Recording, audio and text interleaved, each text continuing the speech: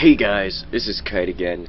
We're here on the good ship What's Its Name with Captain Raleigh, and Captain Raleigh hit some one-ups here, so I'm gonna grab one and then we're gonna go into the machine. Okay, are you guys ready to go into the machine? Yeah, well, good, because we're going into the machine.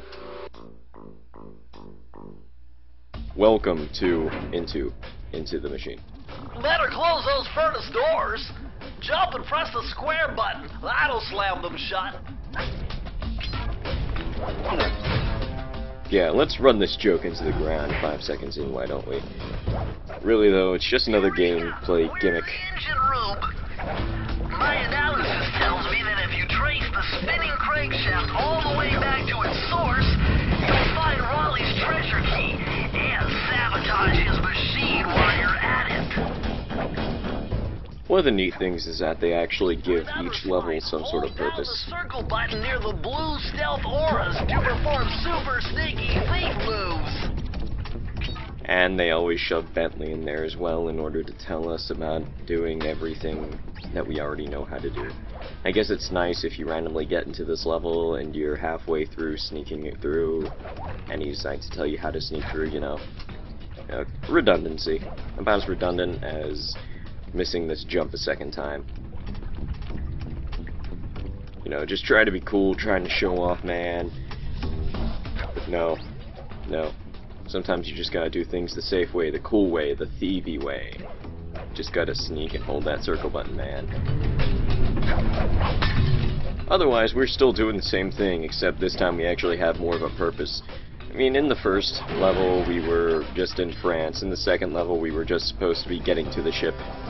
Now we're sabotaging his engines, I guess, by running through and shutting numerous hatches by jumping on them. Now this part is a pain, because if you fall down without collecting all the clue bottles, which I've done numerous times in the past, you have to restart the level in order to get the clue bottles, which is a big pain. But it's not that hard to fall down unless you, you know, don't double jump during flight, I guess. Now we're in the actual fan room where they have fans doing something.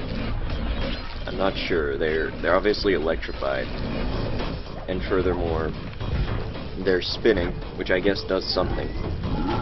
I'm not entirely sure what their purpose is, and I decided I was gonna be a nice guy. I was gonna ignore this guy, but no, he has to slam his hammer on me. No, I'm not gonna let you do that, man. I don't know. It's fun how they gave every level in this game some sort of purpose to it. Like, in this level, you are obviously meant to be taking out his engines of the ship. And even though you can repeat this level numerous times and keep taking out his engines, it's nice they gave it that a little touch. It's one of the reasons why this platformer is a bit better than most other platformers. I can think of numerous platformers where they just give you like a fire level, an ice level, a water level, and they just call it a day, saying, oh, you're in the water now. Well, why are you in the water? Well, here's why. You're in the middle of Wales, you're in a gigantic area filled with water, you're on a ship, and there's a storm machine. That's why there's a bunch of water around. Of course, you can't really have water levels in Sly Cooper because water's a very common instant death pit for him since he can't swim.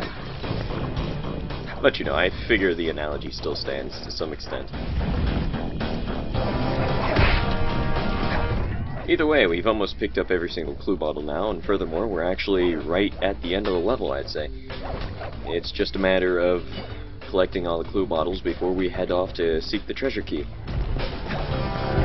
And as you may have noticed, there are safes now.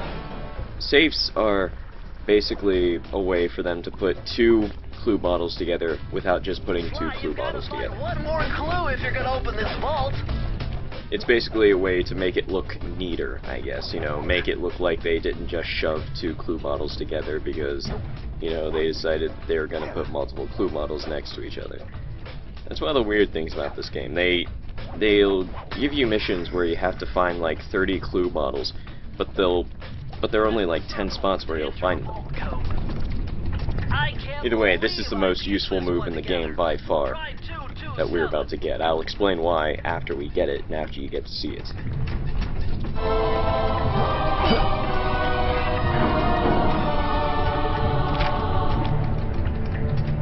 Interesting. Old Sally Cooper's fast getaway raccoon roll. Stories claim she can move faster rolling than anyone else could on the run. Hold down the triangle button to use this move. Switch between your power-ups using L2 and R2.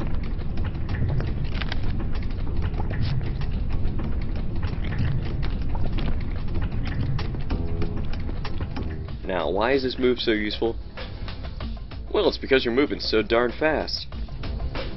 Many time trial levels are outright impossible without using it. I'll get to the time trial levels later, though. No, we're not done. We have many moves to collect before I'll even bother attempting the time trials, because while I could attempt them with the roll, there are some other moves that would help out with making the time trial levels much easier and more varied in how I do them. It just depends on me getting all of the moves first, and which means I have to beat the game first.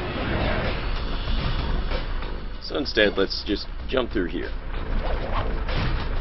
One final Hall of Fire after we have halted his big spinning circular object, I guess. I'm not entirely sure what it was. But we stopped it, and now there's more random fans. And a treasure key, so hey. Pretty good spot to hide a treasure key. Nobody could possibly get through unless they blocked off your engines. Either way, this is the end of Into the Machine. And next time, we will be going into the level High Class Heist, which is one of the first levels involving many breakable objects. It's generally a short level with many breakable objects and money. Either way, this is Kite Rygar. Goodbye.